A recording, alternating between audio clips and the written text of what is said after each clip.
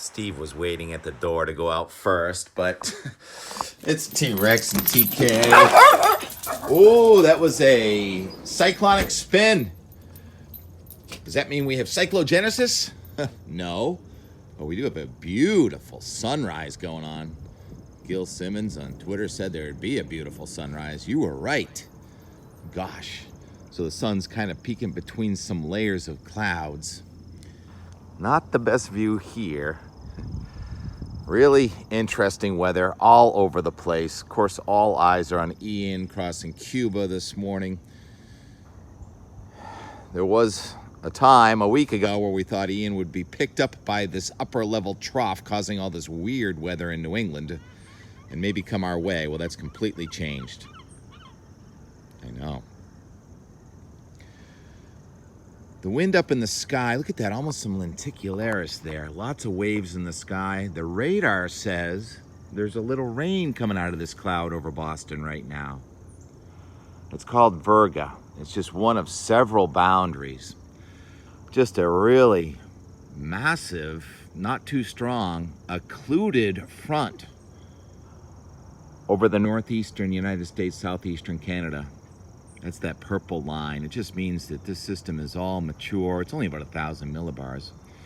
I call it low barometer cold. That is when it's colder up in the sky by a good margin compared to down near the ground. The air is actually from the southwest. I know it's really light, but so we have colder air actually moving in from the southwest. That's what happens with an occluded front.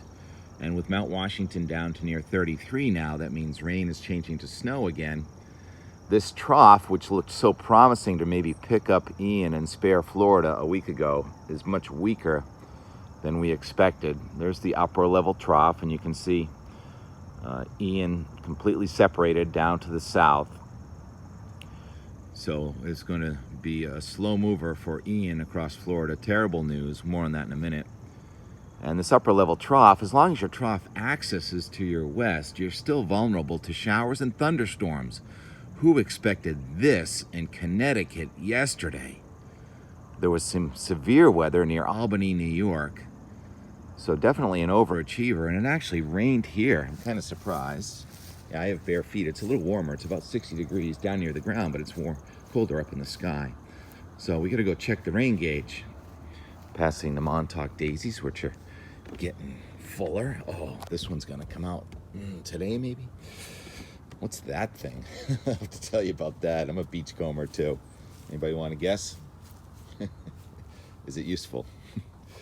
Okay, so it's a Monday, Tuesday thing.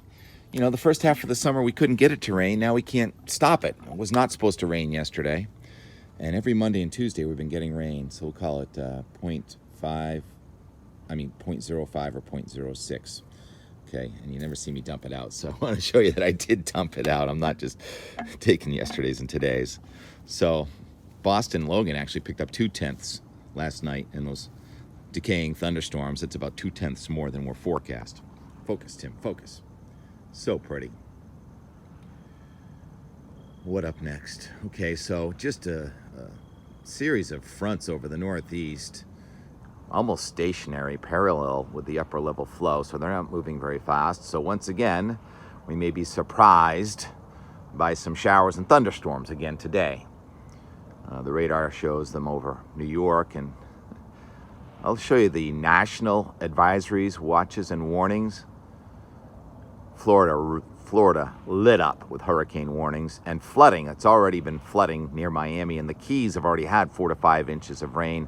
It's called a tropical predator rain event, well ahead of tropical storms, and we see that in New England quite a bit too. Ryan House all over that. In Miami. Thank you, Ryan, for sharing your tweets. Anyhow, I wanted to show you, the I can't stop looking at the sky. Over the Great Lakes, there are flood watches in effect from near Cleveland to Watertown for lake effect rain, measuring in inches here today and tomorrow until we can get this trough axis to go by. That's not going to end. Oh my goodness, what is going on with those clouds over there? Okay, so in the evening you get crepuscular rays with the rays of the sun coming through the clouds, but I think what we're having there is anti-crepuscular. No, the sun is reflecting off of those clouds and sending light down. I don't even know what the name of that is. Jim Cantori, are you on this? What is the name for this? I'm gonna have to send this out on Twitter. They're like crepuscular rays, but they're coming down from clouds as a reflection with the sun on the opposite side of the sky. Oh yeah, speaking of opposite side of the sky, Jupiter in opposition, and like a full Jupiter, closest to the Earth in 59 years. So everyone's talking about Jupiter. Some of my relatives that never even asked me about the sky before, where can I see Jupiter? Well, it comes up in the east as the sun goes down in the west. It's a full Jupiter.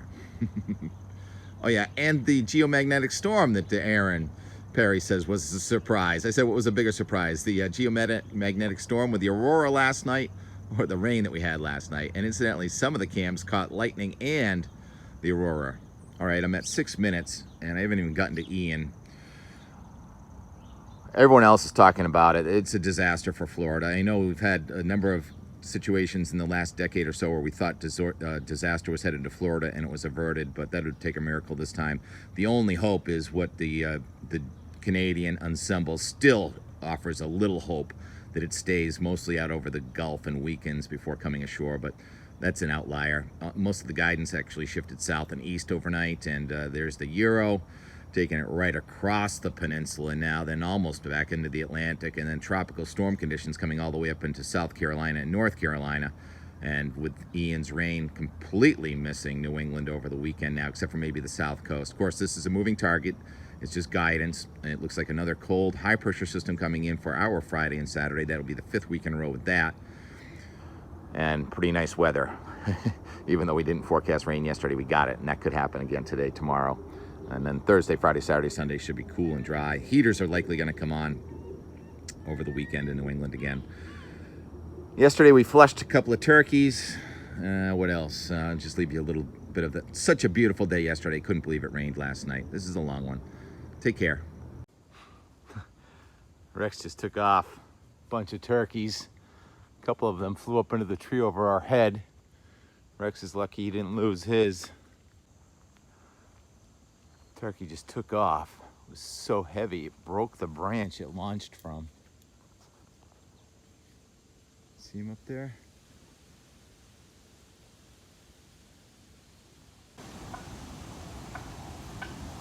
You can hear him. I think it's a baby.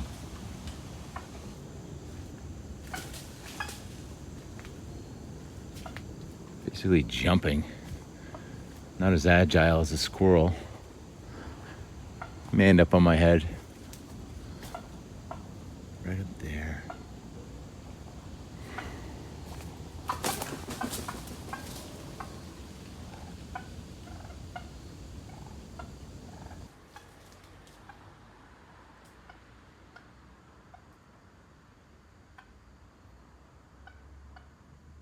All right, I'll leave you alone. The rest of the family's down there. I guess we're kind of lucky that they did not decide to show you who's boss. I'm lucky. Mommy would have killed me. Anyhow, here we are. We come up here every morning around 11 o'clock. What a gorgeous Monday. It's September 26th. 4 weeks ago, this was nothing but brown. And now it's nothing but green. What a gorgeous day. Want to play? I got a ball. Rex. Ready? Get that ball. He'll play for a second, but there's lots of smells like bunny rabbits and turkeys and stuff. Yesterday, well, this is that same pile of grass, well, stand of grass where we fledged a turkey last season. That would be spring. I guess that was 2 seasons ago. And then a couple days ago, a rabbit came out from in there. So the animals love this little, basically there's a rock in there. so they can't mow it. So it's a little forest for the little creatures, including the little T-Rexes. Gorgeous Monday, where this field was nothing but brown just less than a month ago, it seems. Perhaps the last best day of 2022. We'll see. Colors are starting to show up north.